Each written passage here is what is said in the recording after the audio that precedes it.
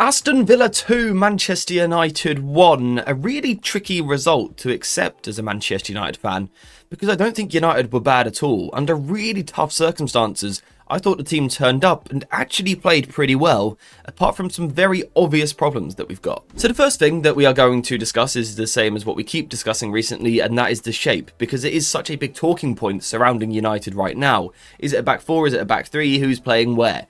And I think just as we look across this starting 11, it looks like it's going to be a 3-4-3, but also it looks like it is seriously missing some very important players for United. No De Ligt, no Harry Maguire, no Mazraoui, no Ahmad, no Mbeumo, no Casemiro.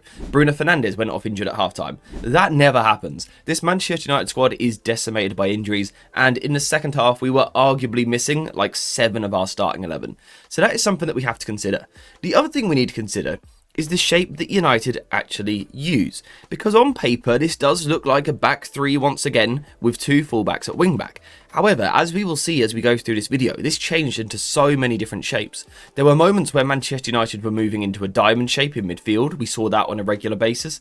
There were times where we were in a 4-4-2. I saw us in a 5-3-2. I saw us in a 4-3-3. It was very rotational, which is great to see. I just don't always think the rotations were right. So for now, let's focus on the positive. I'm going to start off with Manchester United in the first half, sort of surviving a hectic first 5 minutes, which we often see, and then United settled and I thought were the better team, were the team playing on the front foot and taking the game to Aston Villa. Partly because Villa didn't really play with a great intensity out of possession. Villa didn't squeeze particularly high, they weren't putting United under constant pressure, so the job for United was to try and find a way through this Villa team. To try and do that, we often saw United shifting to more of a diamond shape in midfield.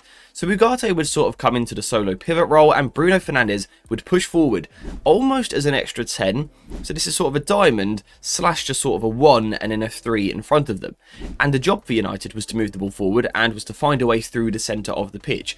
And at times United did that very well. You see, Aston Villa were in a sort of 4-4-2 shape like this. But what this means is that Ugarte can find a space in behind the 2 Villa forwards. There is that gap in behind them for him to receive the ball. The problem is in situations like this, Ugarte was just absolutely terrible at times with his details on the ball. Now, of course, we have to give him some leeway because he hasn't been playing. He's not sharp. He's not match fit. But he certainly stalled us a little bit with what he was doing on the ball. Regardless, United still had a tactical advantage in here. Because if we actually quickly look at this, United have got 4 central midfielders on the pitch, compared to Aston Villa only having 2 in this position. Because Tielemans is caught that little bit higher. Which means if United moved the ball sharply, if we moved the ball well, we're going to find players either free in the middle between the 2 Villa midfielders or outside of the midfielders in this zone here. It's just a question of getting the ball into that position in the first place. So how can United actually go about doing that? Well, you use the overload that you have in the first phase. United, particularly with Shaw and Heaven, have got some technical quality in the back line, and ultimately there are moments where we are 4 versus 2 in this situation here. So what United basically needed to do was move the ball to one side to draw Ollie Watkins over. Tielemans was then picking up Ugarte in midfield, and then it was sort of a simple job of moving the ball across. And John McGinn would normally then like to jump and apply pressure, but he didn't feel that he could because he was scared of the presence of both Dorgu and Cunha. You see, Dorgu and Dalot were really high up the pitch, really pinning the Aston Villa fullbacks back, and that made life difficult for Rodgers and McGinn. So initially, United have found a tactical advantage. We've done well in the first phase, we've moved the ball forward, and now we can access these zones. And United were very good at progressing the ball in this game, I felt. I thought we moved forward really nicely. And particularly in those quicker moments where Villa were a little bit caught out, maybe a little bit stretched, United were always able to find that spare man on the side of midfield. And then from there, it's really easy access out wide to Dorgu or Dalot on this side.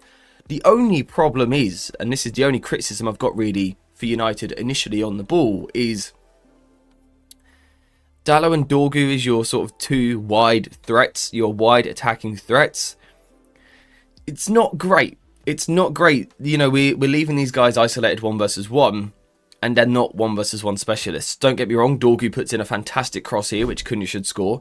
But apart from that, Dalot and Dorgu are trying their best, but they're just not wingers, and it ends up leaving United a little bit toothless. So I thought we did some great work through the previous phases, you know, through the first part of the pitch. I thought we did some really nice work. We overloaded the midfield, but when we got into the final third, there was kind of nothing apart from Cunha.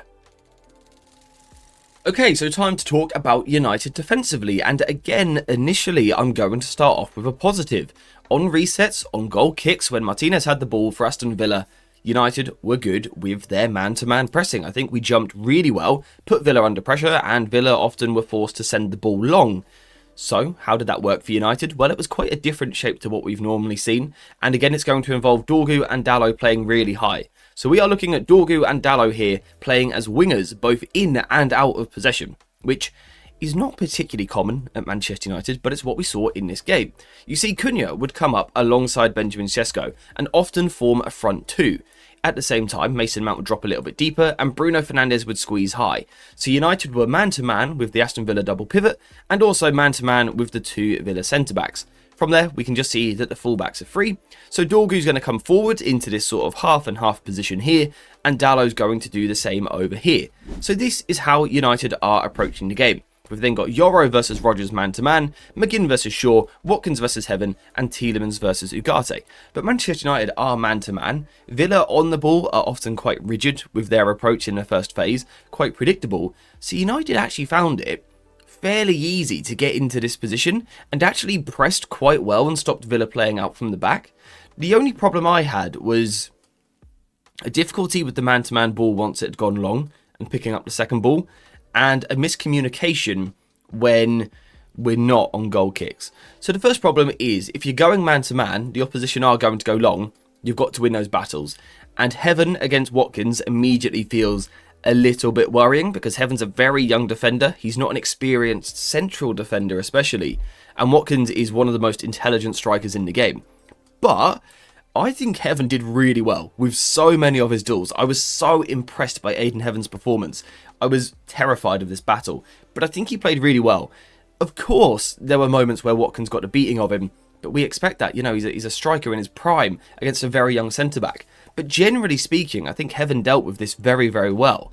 The problem was, we were so reliant on picking up that second ball, and Ugarte is just inconsistent in that action. He's not an amazing second ball player, and up against Tielemans, there's times where Ugarte is going to win it, and great, United have done their defensive job, but there's also times where he's going to lose it, and suddenly we look like we are in a lot of trouble. Now, if we just take this back one moment, there is also a problem when United are in the high press as well, actually trying to overturn possession.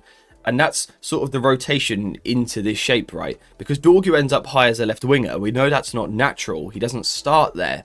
So there's going to be that moment where United are a little bit in between two systems. And I think that's always the most dangerous point in football, when a team is switching between two ideas. And that was just when there was a slight concern. You see, Cunha eventually came and pressed man-to-man, almost like a striker. But he didn't initially. Initially, he starts just a little bit deeper on the left.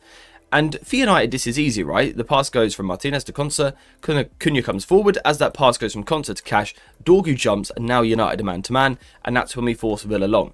But what about if Konsa doesn't play the pass? What if the Aston Villa centre-backs take a bit more time on the ball? Then United seem to find it difficult knowing when to jump, and that sort of seemed to cause our system to collapse on itself a little bit, and suddenly we are mistiming things. You see, Cunha now, he doesn't know whether to jump man-to-man or not because Konsa's now sort of carrying and dribbling the ball out from the back. And then Dorgu gets a little bit confused as well. And we're actually seeing the build-up to the second goal. This confusion happening. Down the left side, United's jumps are just all mistimed and we never get particularly close. And then, of course, eventually the ball is worked to the far side. Lenny Yoro is beating too easily in the 1-versus-1. And then Rodgers scores an amazing goal. Now, we touched on it there, Lenny Yoro being beaten in this wide position by Morgan Rodgers. And honestly, there's no shame in that. Rodgers is a fantastic footballer, simply incredible. Yoro had a bad game. He got a lot of the basics wrong when he was approaching this defensive duel, and it was very difficult for him. And a player like Rodgers is going to punish you. So for Yoro, it's a bad day, and it's a bit of a bad streak at the moment that he's going through. But we're not too concerned. He's a young player. We've just got to make sure that we coach him in the right way. We support him and he will improve. I'm confident of that. He's absolutely fine. The bigger issue for me, though, is sort of the underlying problem with what's going on here. And the fact that teams are getting into this position in the first place is the bigger concern for me than Yoro being beaten in that position. But I also think as this game plays out, we've got so many players just so far out of position that it becomes a real concern. Particularly when, of course, Bruno Fernandes comes off at half-time. and Lisandro Martinez has to come into midfield. Now, of course, this is a forced change, right? There's an argument we could have bought Jack Fletcher, a midfielder, on for Bruno. That's probably the change that I would have liked to have seen. However, Lisandro Martinez did play very well, and we will do a video on that a little bit later on. However, I just want to look through the positioning of some of these Manchester United players and figure out really if they're in their best position. So United on the ball, right, in the second half, were getting themselves into that same shape that we saw previously. The back three, and then the solo pivot, and then almost 3 players in midfield with the 2 fullbacks, wing-backs, playing as wingers on the ball for Manchester United. So this is how we were set up. How many of these players are in their best position? For me, Leny Yoro isn't, because I don't think he's a right-sided centre-back. I think he's a left-sided centre-back.